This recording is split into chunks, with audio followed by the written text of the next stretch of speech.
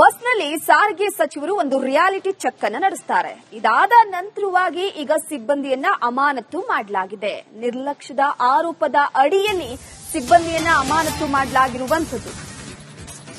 ಚಾಲಕ ಕಂ ನಿರ್ವಾಹಕ ರಾಮಕೃಷ್ಣ ಟಿಜಿ ಈತನನ್ನ ಅಮಾನತು ಮಾಡಲಾಗಿದೆ.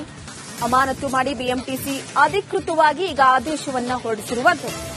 ಬಸ್ನಲ್ಲಿ ಸಾರಿಗೆ ಸಚಿವರು ಭೈರತಿ ಸುರೇಶ್ ಅವರು ಸಂಚಾರವನ್ನ ಮಾಡ್ತಾರೆ. ಈ ಸಂದರ್ಭದಲ್ಲಿ ₹100 ಕೊಡ್ತಾರೆ. ಆದರೆ ಸಚಿವ ಭೈರತಿ ಸುರೇಶ್ ಅವರಿಗೆ ₹6 ವಾಪಸ್ ಚಿಲ್ಲರೆಯನ್ನ ಕೊಡಬೇಕಾಗುತ್ತೆ.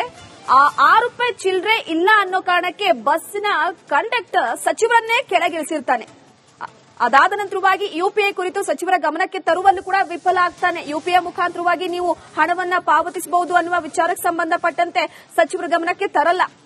ನಿರ್ವಾಹಕ ಉದ್ಧಟತನದಿಂದ ವರ್ತಿಸಿದ್ದಾರೆ ಅಂತ ಆತನನ್ನ ಈಗ ಸಸ್ಪೆಂಡ್ ಮಾಡಲಾಗಿದೆ.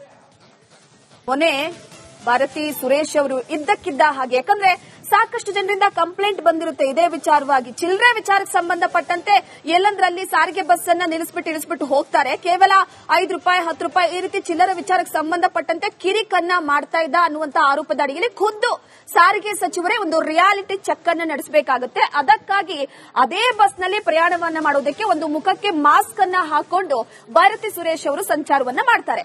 ಆದ್ರೆ ಅಲ್ಲಿ ಕಂಡಕ್ಟರ್ ಏನ್ ಮಾಡ್ತಾನೆ, ಪ್ರಮುಖವಾಗಿ ಸಚಿವರನ್ನೇ ಗುರುತು ಹಿಡಿಯೋದಕ್ಕೆ ಸಾಧ್ಯ ಆಗಲ್ಲ ಮಾಸ್ಕ್ ಹಾಕಿದಂತ ಹಿನ್ನೆಲೆಯಲ್ಲಿ.